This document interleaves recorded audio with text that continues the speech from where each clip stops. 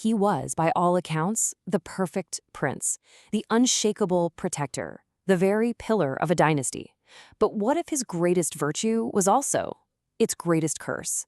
Today, we're going to start a two-part journey into the incredible life of Bhishma. This is the story of a man whose sacrifice was so profound, it would literally shape the destiny of an entire empire, and maybe, just maybe, lead it straight to the brink of destruction. In the grand epic of the Mahabharata, there are so many turning points. But few decisions carry the kind of weight as the one we're about to dive into. It's the story of how just one, single, terrible vow didn't just define one man's life, but the fate of his entire family for generations. So to really get a grip on its impact, we've got to go back to the beginning and meet the prince who made it all happen. Okay, so first up, the rise of Devavrata. See, before the name Bhishma was even a thought, there was this prince, Devavrata. And let me tell you, he was destined for greatness, with origins that were, well, nothing short of extraordinary. So Devavrata, this guy wasn't just a prince. He was pretty much the ideal. I mean, think about it. He's the son of King Shantanu and the river goddess Ganga. So you've got this perfect mix of mortal royalty and straight-up divine power. He mastered everything: scriptures, warfare, politics, you name it. On top of that, he was blessed by celestial beings, the Vasus, which made him incredibly intelligent and powerful. You have to remember just how perfect he was, because the throne he was born to inherit, that's the very thing he's about to give away. All right, so let's get to it. The Great Vow. Because destiny, as it often does, had a completely different plan for him. A single event, born out of his father's love and a really terrible dilemma, was about to shatter his future and change who he was forever. So here's what happened. King Shantanu, who is still pretty heartbroken after Ganga left, falls completely in love with this woman, Satyavati. She's a fisherman's daughter. But her father, well, he lays down an impossible condition. He says, sure, you can marry my daughter, but only if her sons get to be king. Now Shantanu just can't do that. It would mean disowning his own son, Devavrata, the perfect heir. So he goes back to the palace, just totally consumed by sadness. And this is the moment. This is where everything changes. Devavrata sees how much pain his father is in, and he decides to take matters into his own hands. He goes directly to Satyavati's father and makes this declaration that will literally echo through history. First, he gives up the throne. He says flat out, I will never be king. But the fisherman is still skeptical, right? He's thinking, well, what about your kids? Won't they want the throne? And that's when Devavrata makes an even bigger sacrifice, a vow of lifelong celibacy. He will never marry, never have children. And that act, right there, became known as the Bhishma Pratigya, the terrible vow. And with those words, poof, Devavrata, the prince, is gone. In his place stands a new man, Bhishma, which means the one of the terrible vow. It's a name that would forever be linked with absolute sacrifice and just unbelievable devotion.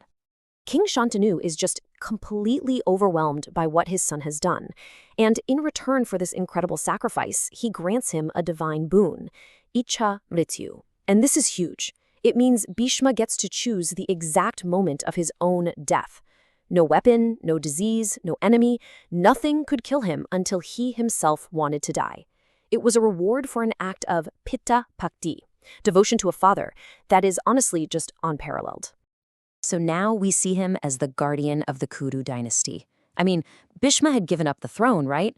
But his connection to it, oh, that was far from over.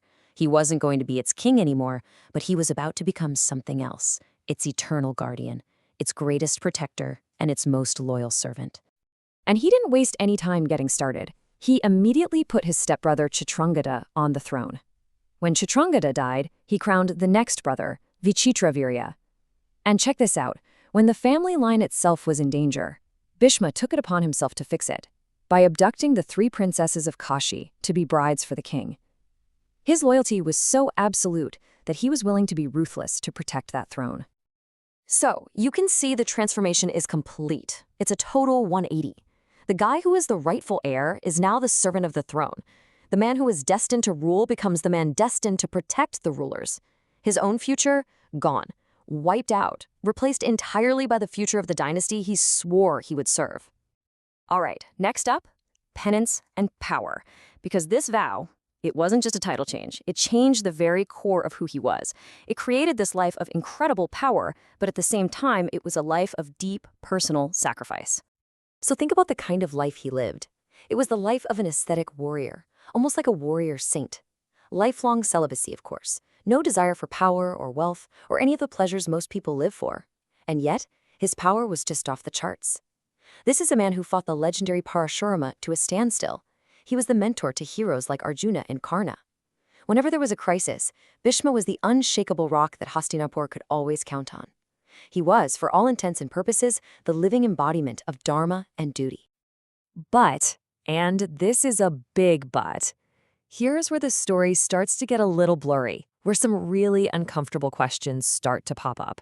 Because for a man who was so righteous, so powerful, so devoted, his legacy is definitely not without controversy. So we have to ask ourselves, was his vow actually the right thing to do? I mean, it was born from love and duty, but did this incredible sacrifice accidentally curse his family's future? By refusing to marry and rule, did he create a power vacuum that would, eventually lead to total ruin? And what about the way he did things? In his non-stop mission to protect the dynasty, did his choices, like, violently kidnapping the princesses of Kashi, did those actions actually plant the seeds for the dynasty's eventual bloody destruction? It's a tough question. And then we come to the biggest, most haunting question of all. Why did this man, this pillar of righteousness and dharma, stand by silently and even fight for the side of injustice when it mattered the most? When the very soul of his family was on the line? Why did this great man fail so badly? These are the tough questions we're going to confront head-on in Part 2 when we look at the wrong decisions and the missed opportunities in Bhishma's life. So was he a hero, trapped by his own vow? Or was he a flawed man whose greatest strength turned out to be his fatal weakness? We'll dig into all of that next time. Hope you'll join me.